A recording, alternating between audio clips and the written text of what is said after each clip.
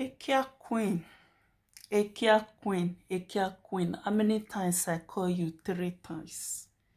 You know be God when they bless person with pikin. When be say you go come out, they use pikin, they laugh mommy Jori, my sister. You know be God. God know why he still keep Iyore whenever bless her. And if the time reach when God will take favor her, God will favor her. All of una when they laugh and with pikin, all of una mouth go open. I don't see the reason why you go dey laugh that woman with pikin. Now only you do marriage. Why be say the thing they pepper you for body? I be na yoko marriage na you do. Queen Rita not do marriage. Rita not come out because Obiere do her marriage. She know say she not do Yoko marriage. Why you all come they pepper you for body? Because you know say na Yoko marriage na you do. Wetin I come here come talk. Leave the woman alone. No be she be God when they bless person. If it be say you just do the do proper now, God just favor you. Everybody body not be the same. So no they use pikin, they laugh her. You know be God when they keep person pikin. Okay. Now I know say na ketekia na it poison your mind. When you take come out, come the curse am. Because that woman not call your name for video when she do. She not call anybody name. You just come out, come insult because you get mad. You sabi insult because you not get respect. Hello, my wonderful people. Welcome back again to our channel, Commenters Analyzer TV. So, my people, today we don't come out again with another wonderful video which una would like to listen to. Those who care would like to listen to this video. Today we come out because of Izzy ogbeide, because the way you insult Mommy Yori yesterday was so bad, my dear sister. Wetin that woman do you? When she talk, say, when she talk, or as she take talk video, she talk to her commenters. I mean, you be the commenters? My sister, I no understand, because the way you just dey insult that lady yesterday, be like say you and the lady una first see each other for somewhere. Wetin she do you? So my wonderful people, before we start, please, if you know say you never subscribe to this channel and you don't see this channel before, or today is your first time of seeing this channel, please don't forget to subscribe. Also on your notification bell in case whenever I drop any video, now receive my video gang. God bless you. Please, subscription is free.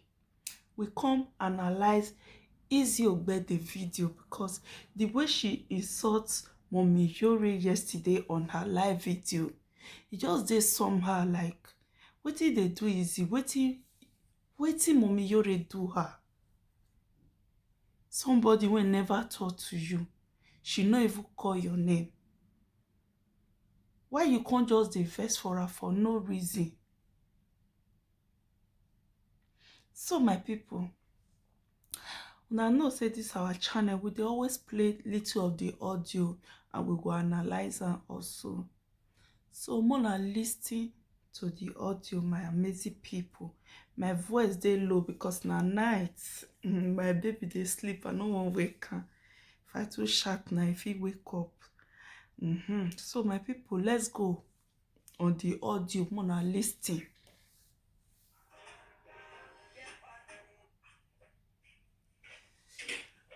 Only international national. Thank you, my Yoruba husband.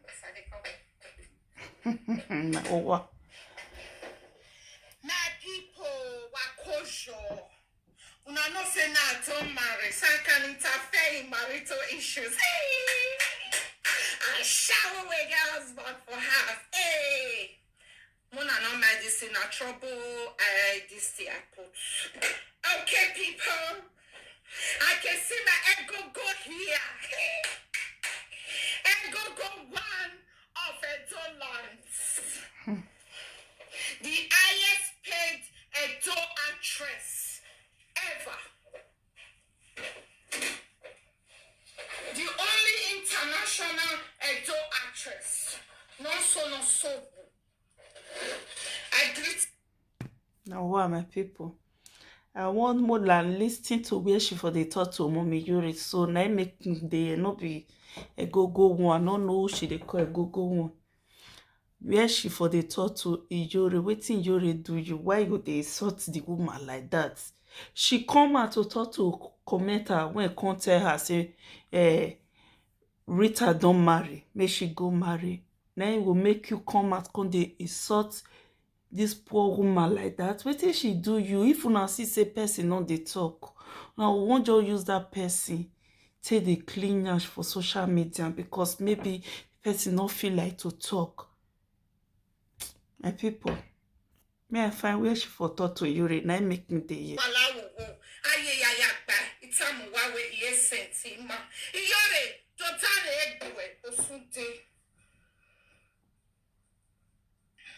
Now what? About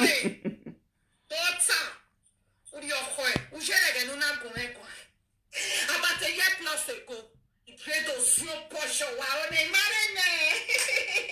My depression with my arm in a depression with my father. Jesus.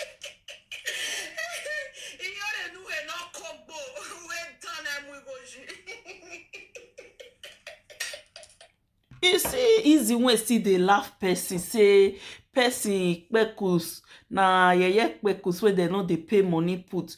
You when I hear say see your audio don come out as you take marry omo Yoruba by yourself. Now we still dey come out come dey mock person. Ha! Now why izzy ogbeide? Now why I just dey disappointed, my sister. I no expect this thing from you. Now you will still come out come dey laugh person. Uhenaimuigoji. Your own when they put money. No see your own when they put money. You know how it take hard you before you get this omo Yoruba. And you better hide your mouth. If you not hide that, may omo Yoruba no come leave you tomorrow. She go come kill all of una. If una don't use mouth, take boast finish. If you don't dey push it for una eyes, she not dey let una cry come out again. You already say if she want marriage today, she go marry today. But you see say pikin dey hard the lady. Wetin she first want na pikin first, no be pikin, no be marriage. No be marriage first. No be everybody dey desperate for marriage. Just as una dey desperate. She don marry before. Uhenaimuigoyi, they don first marry her before. Why you dey talk like that? Me think say you even get sense pass most people for social media. I no know say you even worst. I think say na belle make you dey chook mouth for where you not supposed to chook mouth. I no know say na your character. If na person rake as you take rake for this social media, at the end, all the raking no go, come no come. You for don't come out dey laugh that person. You just come out dey insult the lady like that, like say she gets issue with you, like say na you be the commenters when she dey talk to.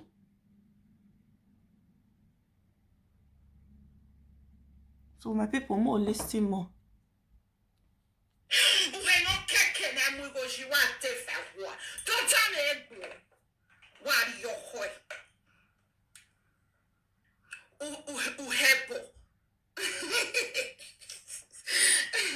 No see your own when no be uhebo.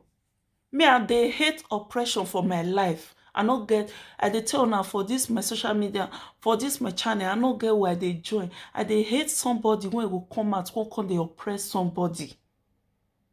See you when your own not be uhe, but your own will be uhe when they put money. How many men don't put money for your head?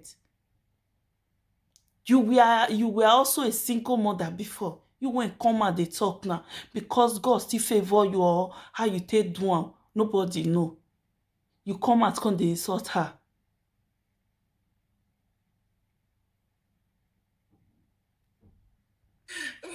Uhe dan. Uhe no consisi. Uhe no file bullets. Tojan ebue. Sam.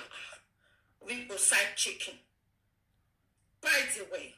You need that to you were married to your chicken. A marriage yokowa. You know we yokowa me will be. My people, Mona no verse I they pause this video. That means now marriage egbe that is a I don't know how to put on because I know bibini. So now hide or backyard marriage na easy do na make her waiting your talk they provoke her like say she won't just die put for the matter. Now backyard marriage na you do because not be only you don't do marriage this year. When be say the word when you talk just they pay you for body like say your enemy won't just buy. Wetin the woman talk? She call your name. She not call anybody name. Not be only you do marriage. Why be say you can't carry the thing put for your head? You can't dey insult the lady like that. Like say she call your name or you first see her. She talk to you some years ago. Maybe now when you dey naked, now she take talk to you.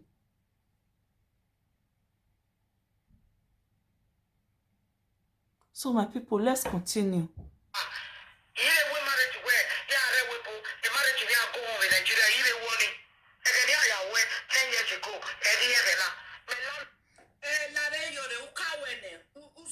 Shut up. Hey, you need a situation was right? You're in that situation, this boy, but you want to condemn the same, like the opposite, if that makes sense. Okay, I know the reason why Zegbe dey vex. EKIA Queen dey vex because the marriage when she do na backyard marriage. I can see why she's so angry. Like she just dey paranoid for the words when you dey talk because 100% that woman not call your name. You are not the troublemaker. You came out to call her name. They insult her like say you are an age mate. If for say that woman born, God favor her with pikin. For don't maybe pikin when born, for don't still get breast.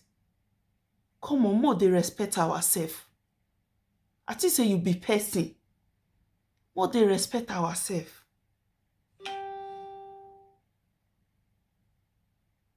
Let's continue, my people. More na listen. It be like, as I never married. I said that time, I said I don't want marry. Okay. I don't say marriage not good. It was a personal thing. I did not generalize it. Okay, now I know when Izzy never marry, my people. When Izzy never marry. Marriage, they hungry her just as she no see man to marry her. Now I make waiting mommy Yore talk now. They pay her for body. If they pay her like maybe mommy Yore self, I wish she see man when he go marry. Maybe if for marry the man. Now because he not see man or a husband when he did with never agreed to marry her. I can see the reason why she's just so mad.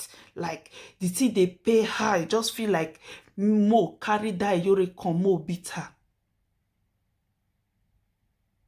So my people, Mo na listen. When an eternal Yore, no way marriage you yoko wa no way is Yorete. Una ari Nigeria na ya we marriage. If you kwera here na we any marriage. Hey buy yoko wa before wa here na we any marriage. Ah Yore. Abi if you kwera here na we go show won. Here na we any marriage. You are boy la we be. You not the hearer.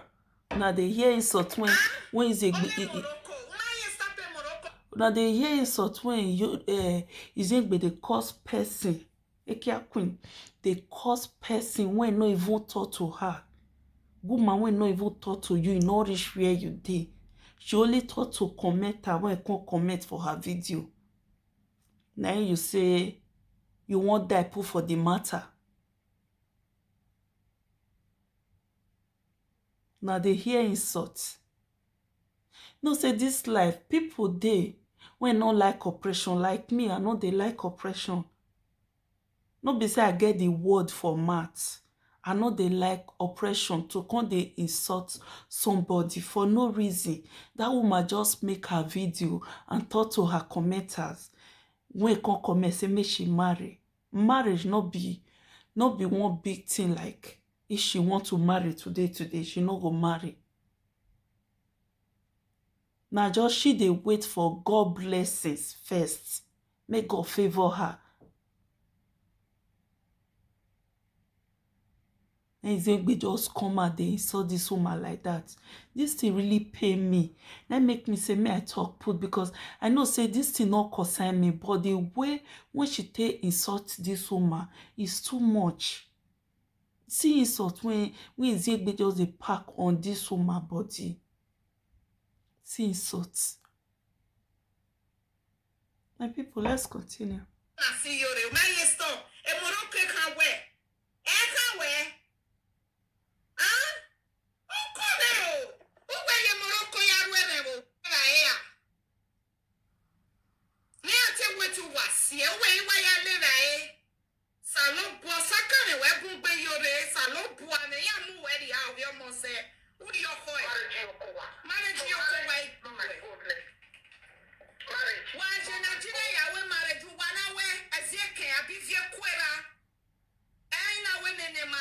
Why this marriage yeko backyard marriage just dey pay it for body? Abi your marriage and backyard marriage. You know say anything when Kate they do, you go want to chook your mouth put.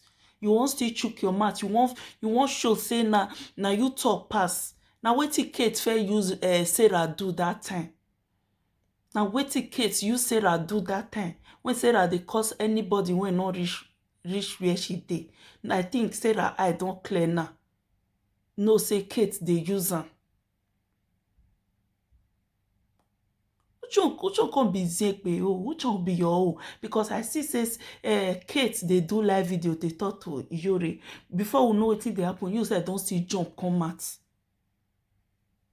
Yuri do her video, he call your name, he call your friend name. Why una won't come die put Yekowa? That means two of una do backyard marriage. If una not do backyard marriage, una no go say una won't die put for wetin she talk. Ridiculous. So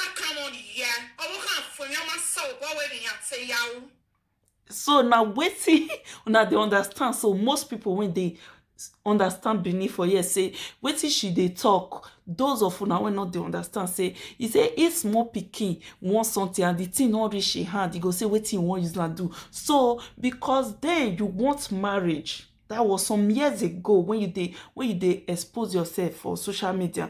That some years ago, so you want marriage, the marriage not reach your hand. Now you say wetin you go use and do. Then you say wetin you go use the marriage do. Now when you don't reach your hand, you don't dey feel like say you be boss, you don't arrive. You don't arrive. Izzy, you fall my leg and my hand, eh? You fall my hand and my leg because he already not talk to you. I know when Sarah they talk to you that day, I know as I take verse, Sarah, may you still rest. This girl still, it's just you put to bed, may you rest.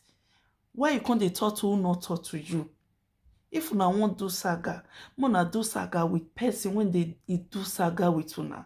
Don't be person when it's all free day her own. She just come out to address her commenter, say I beg, Mona not ask me some question like that. Say she don't fair marriage before. She don't marry before. Why you can't insult Yuri? Why you can't insult the poor lady? Hi. mo pishu ho. Utotaye wani wenene mwina weno mi live video. Ayore, uya guma. Uwani mu pishu ani reset where. Eboni atienwe no fenyere were. Umeke na bege ni wabege. Uni yokwe. Man no say the keti manati so posho wo heavy live video pan. Ebo, ani agun ene a. Onya maybe you are 1 man or ruwe wefo. Never come away. Amiruwa. Oh, Abel, ona no gwane ma no diku ne be ro gbeluwa because ni yore kume kwa wagare ba wana. Ogbuwe. I'm about to send that. I'm not speaking English. I'm doing sanga. Okay? Ewe marriage yokowa. This also. Yokowa repolo. Yake awe marriage. Ega marriage na ubi yokowa. Iyore gunu eni emu pishuwe ho. Iya we yake uwe bene me fans. Abitu iya uwe ne la o salopa. Okeke na do adeni na awa agbinya de life video. So now the Yokowa marriage, now they pays EKIA Queen for inside. Okay, I don't know. Now I understand the kind of marriage when you do. Because the way when the city they provoke you they prove to us now say now Yokowa marriage, now you do backyard marriage, now you do it. Because if not be backyard marriage, excuse me my people, if not be backyard marriage, I don't see the reason why this thing will just pay you for body. I don't see the reason why this thing they pay you for body. I even think say now because of belle when you get before. Now make you be just a choke mat for where they don't call you. I don't know say na your character. We be just love you for your EKIA class as you take the teachers and as you take the talk the EKIA matter. EKIA and uhe matter. We be just love you with that. I don't know say your ide your body.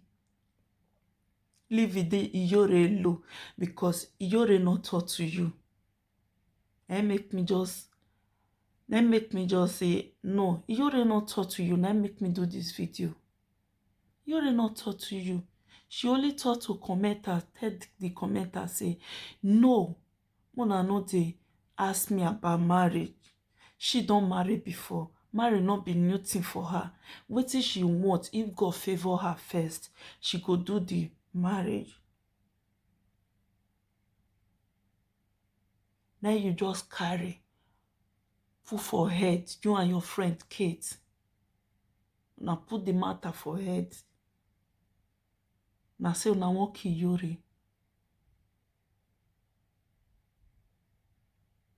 Now I know say that woman still dey talk. Just that she no dey quit talk. She no dey quit talk. I beg. EKIA Queen enter house. I take God beg you, leave Yore alone. If you dey do your saga with other people, when see the answer on her, not be the woman when suffer day her day. She only come out to address what he comment her drop for her video. I know that day when commenter one of your comments, one of your video, one comment, one person drop comment when you not like. I know the next day you come out to make a video for that person. Why this woman how come they different?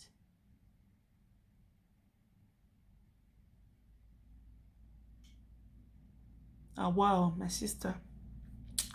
So my amazing people, let's end this video here. The main reason why I come out to make this video now just the way she take talk to you already, it really pay me, like the way she just they insult the woman. You know, at least still reason and say this woman senior you. They don't they insult person like that because she not call your name. I wish she call your name now. You can't come out they insult her. Problem no day. She not call your name. You just come out they insult her. I be now you be the person when go drop that comment or na backyard marriage you do. It's not good, my sister. Most still try to dey respect ourselves, respect your elder, person when respect you, person when not talk to you. try make you respect her. You say she look for you some years ago.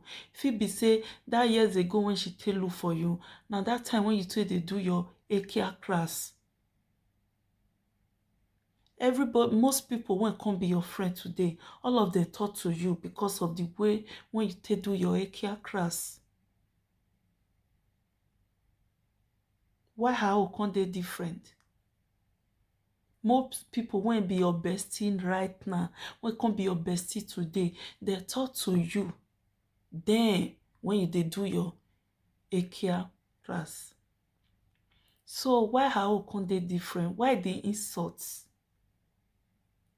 Why the insults? My sister, the way when you say it's all that woman, it's too bad. Try make you sit down, watch your video again, because she not call your name.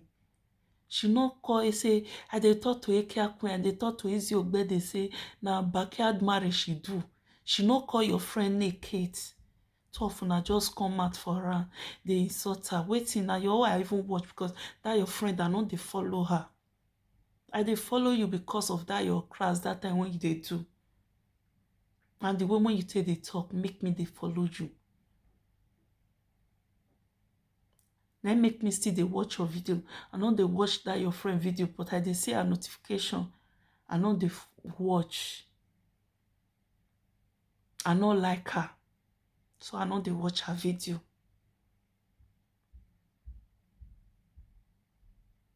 So leave Mommy Yore alone. Stop insulting her. Okay, my sister. God bless you, everyone. Please, my amazing people, if you know say you never subscribe to this channel, please don't do me a favor by subscribing and also on your notification bell in case whenever I drop any video, now receive the video. God bless you, my amazing people. See you on my next video. Bye.